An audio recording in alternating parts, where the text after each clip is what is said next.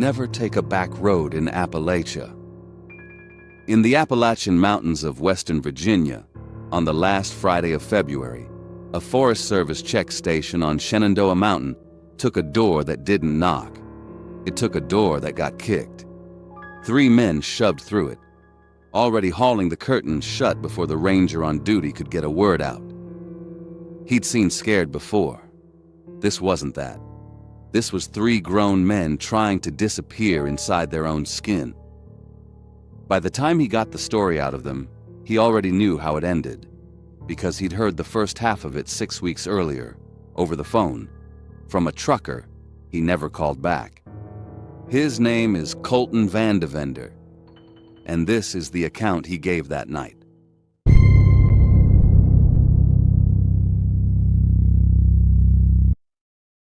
Ranger Emmett Combs was up out of his chair before the second boot hit landed.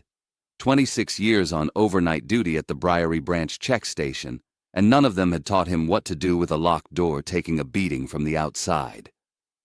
He crossed the small room fast, close enough to the propane heater to feel it against his knee, the scanner behind him still murmuring the same dead channel it had murmured for 6 straight hours. Then the door gave, and 3 men fell through it into his station like the mountain itself had spit them out. They didn't ask permission. They yanked the curtains shut before Combs got a single word out, and he let them. Because whatever put that look on 3 grown men's faces wasn't something he wanted to argue with first. It was the youngest one, Deacon Wickline, who got to the door and threw the bolt himself, hands shaking too hard to line it up on the first try. Combs made it to the window last, after the door, after the curtains, and that was the only reason he caught it at all. 2 flashlight beams, dead still, standing among the trees at the edge of the lot. Then they cut off, one, then the other, and whatever had been holding them walked off into the dark without a single branch snapping underfoot. He didn't say anything about that yet. He filed it away, the way you file away a thing you're going to need later, along with the second detail, the one he almost missed. A set of fresh boot prints crossing the gravel lot toward the tree line, and not one print facing away from the building. Whoever had walked off into those trees had been walking backward the whole time. Combs would spend the rest of the night trying to figure out why. He turned back to the room and asked what happened. That was when Deacon started talking. The tow truck, the bed and breakfast, a word he used twice without seeming to notice he'd said it at all. Catalogued. Combs heard it and felt something cold settle low in his stomach, because he'd heard that exact word before, from a trucker on the phone 6 weeks back, and he'd hung up thinking the man was drunk. He hadn't called anyone back. He hadn't written it down past the date. Now there were 3 men in his station with their hands still shaking, and a report he was never going to unhear. 50 miles from backup, no relief until sunrise. Combs realized he wasn't just listening to their story. He was about to find out what his 6 weeks of silence had cost. "Start from the beginning," he said. "All of it." Colton took a breath and started talking. The front left tire blew 10 minutes onto the gravel, and it didn't fade out first. No slow shimmy, no warning thump. 1 second, Colton Vandevender had a truck, and the next the wheel was fighting him toward the shoulder, like something had reached out and yanked it sideways. He got out to look, running through the usual suspects. Nail. Glass. A rock kicked up wrong. He found none of them. No debris on the shoulder, no gash in the sidewall, nothing that could explain a tire going flat in the space of 1 breath. It was just dead. Clean. Like it had been going flat for miles before it finally gave up. Deacon Wickline leaned out the window and asked what the holdup was. Foster Coffindaffer, riding in back with the cooler between his knees, said it was probably a slow leak they'd never noticed. Colton didn't argue, though he was thinking a slow leak leaves a mark on the rubber. This tire had nothing.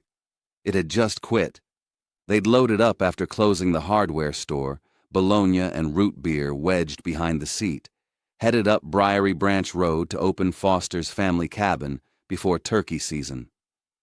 Foster had been saying he'd fix the wood stove for 2 years running. Nobody expected tonight to be different from the dozen Fridays they'd made this same drive. No signal out here, which was the point of a road like this.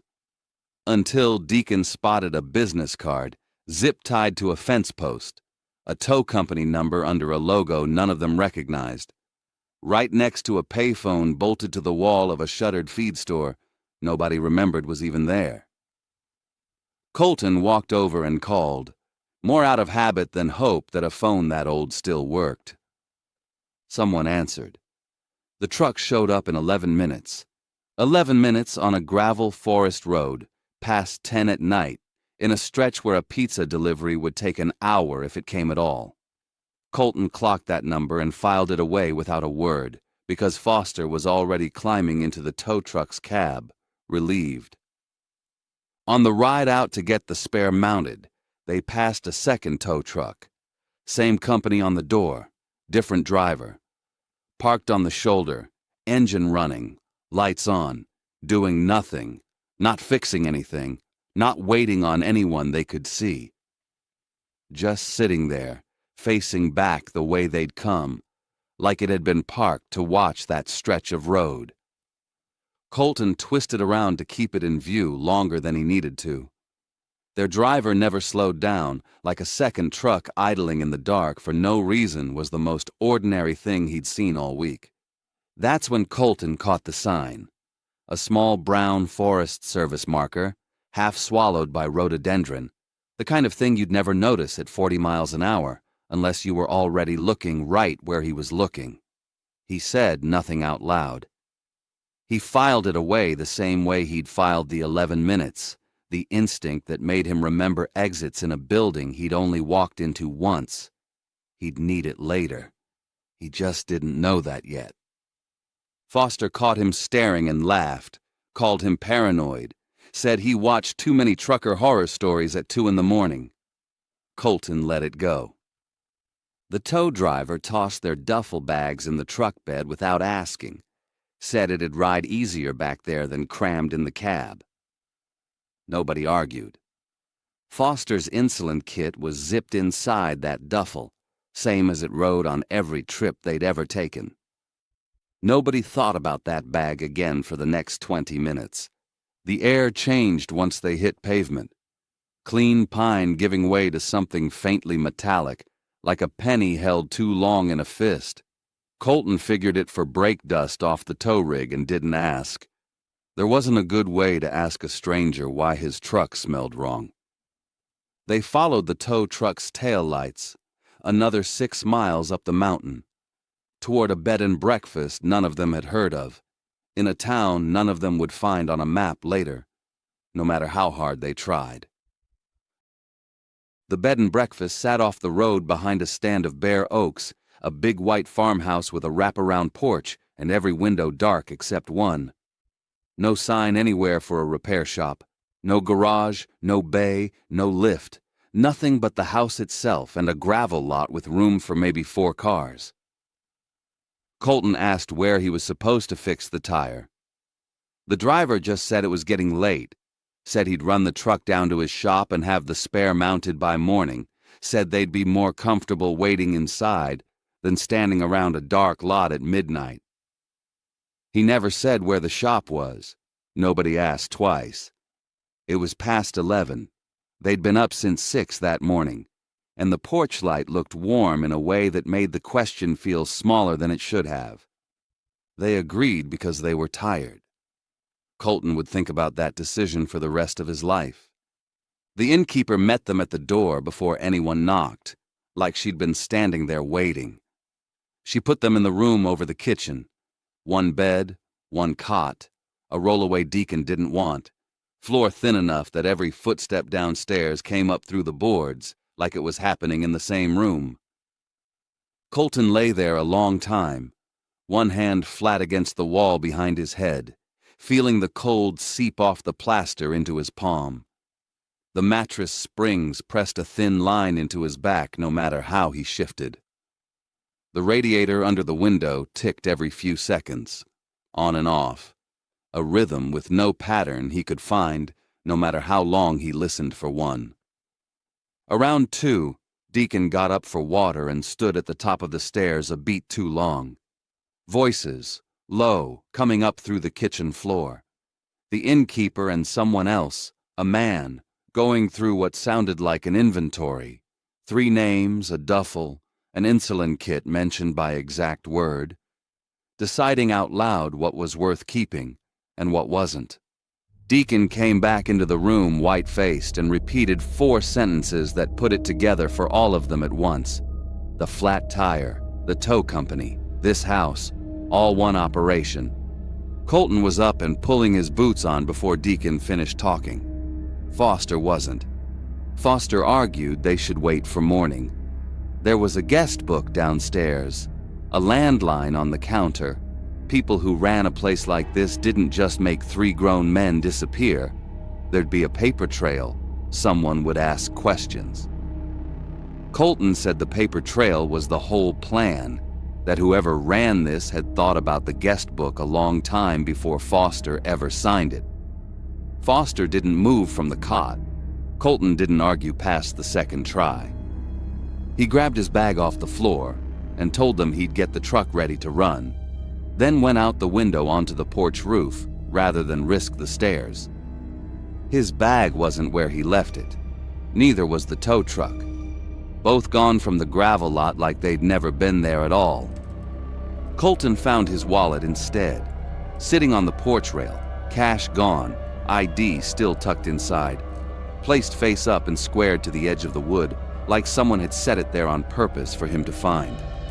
He ran his thumb along the rail beside it, smooth, cold, no dust, wiped clean by someone who wanted him to notice exactly that.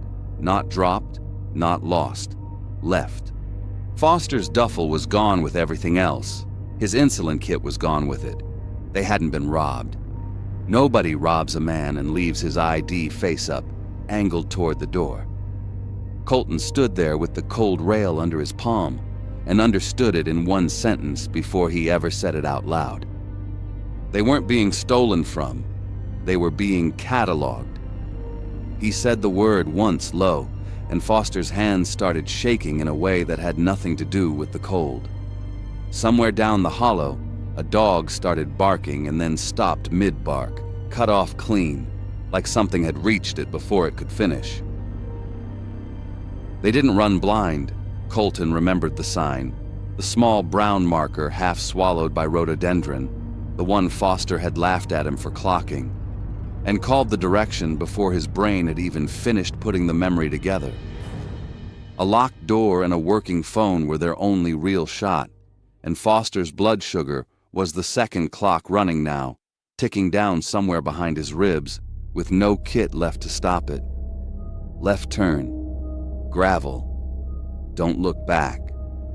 They cut off the porch and into the tree line running, branches raking Colton's forearms, the ground dropping away under his boots faster than he could track it. Deacon was ahead of him. Foster was falling behind, breath already going ragged in a way that had nothing to do with fear.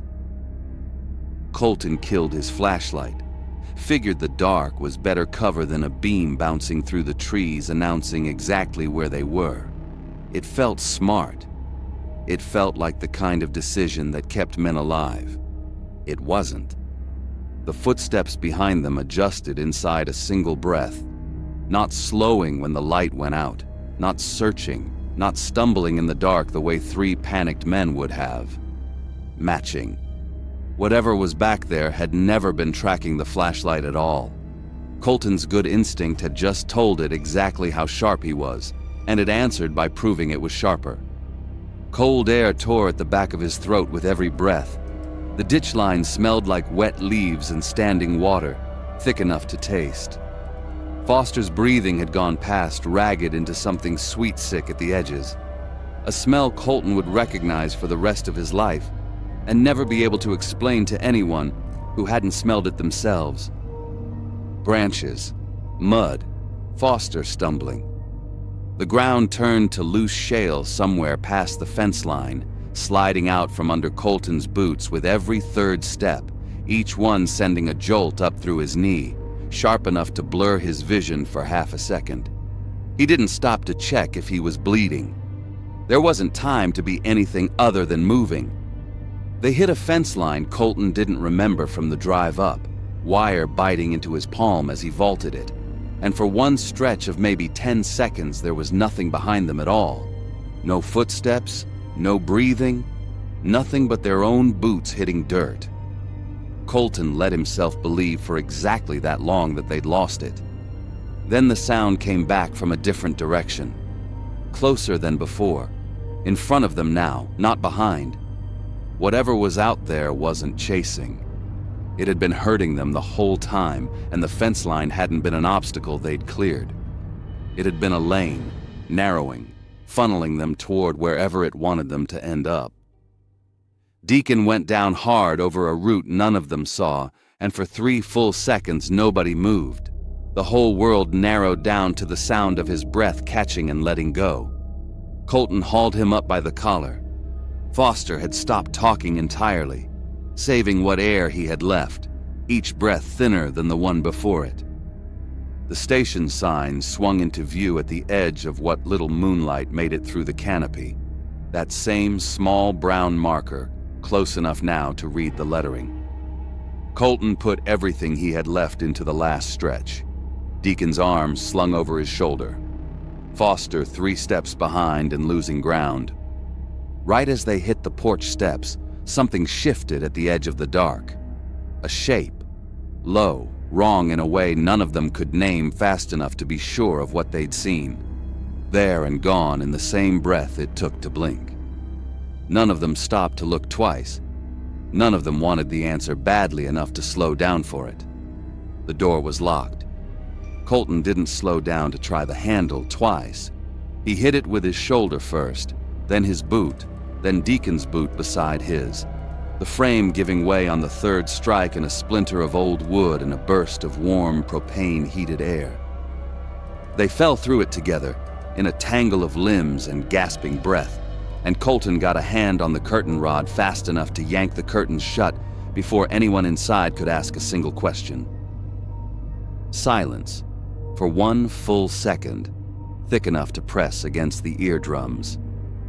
Then, out past the tree line where the porch light didn't reach, 2 beams of light stood dead still among the trees, and went out, one after the other, without a single sound of movement through brush that should have snapped underfoot.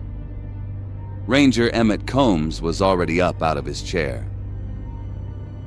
Combs called it in that night, soon as the 3 of them were steady enough to talk straight. The county ran down the tow company first. No business by that name registered anywhere in the state, no address, no license, nothing but a phone number that rang and rang with no voicemail on the other end. The Sourwood Hollow listing didn't just come down off the internet. It vanished within the month. No forwarding address, no new owner on record. Like the paperwork itself was being sorted through the same way the duffel bags had been. Combs went back to his own files before he called it a night. 6 weeks earlier, a trucker had phoned this same station, rattled, talking fast about a tow, a bed and breakfast, and a word he used twice without seeming to notice. Catalogued. Combs had logged it as a prank and moved on. He found the note still sitting in the drawer where he'd left it, dated, filed, and never followed up on. He didn't call that one in either. Not that night. He told himself he would in the morning, and by morning he'd already started rehearsing the sentence he'd use to explain why he hadn't. There was still the sign. Colton had described it clearly enough, a small brown marker, easy to miss at speed unless you already knew to look for it. Combs drove that stretch himself 2 days later in daylight and found it exactly where Colton said it would be. Half swallowed by rhododendron the way it had been described. Except in full sun, angled the way it wasn't hidden at all. It was aimed, positioned, so a man riding in a stranger's truck at exactly that speed, on that exact curve, would catch it out of the corner of his eye without ever meaning to look for it. Nobody puts up a Forest Service sign for hikers at that angle. Combs stood there a long time working out who would, and never landed on an answer he was willing to write down. He never told Colton, Deacon, or Foster what he'd seen through his own window before they ever kicked his door in.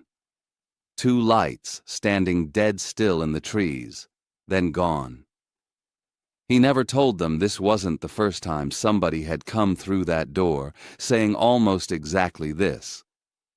Some things a man keeps to himself, because saying them out loud makes them real in a way he isn't ready for. The propane heater ticked the same that night as it had every night before. Same sound, same rhythm, nothing different about it at all. Combs just sat there listening to it differently now, the way you listen to a familiar sound after you've learned what it was covering up. And here's the part that sits with me longer than anything else in this account. Every year, more than 600,000 people are reported missing across this country. Right now, tens of thousands of those cases are still sitting open, unresolved, some of them for years.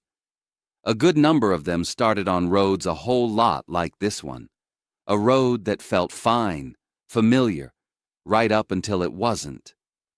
Most of those cases never make the news. Most of them never make it into anybody's file at all. So, if you ever find yourself on a back road through those mountains, gravel turning to nothing, signal already gone, do yourself a favor. Stay on the main road. Some shortcuts aren't worth what they're asking you to pay.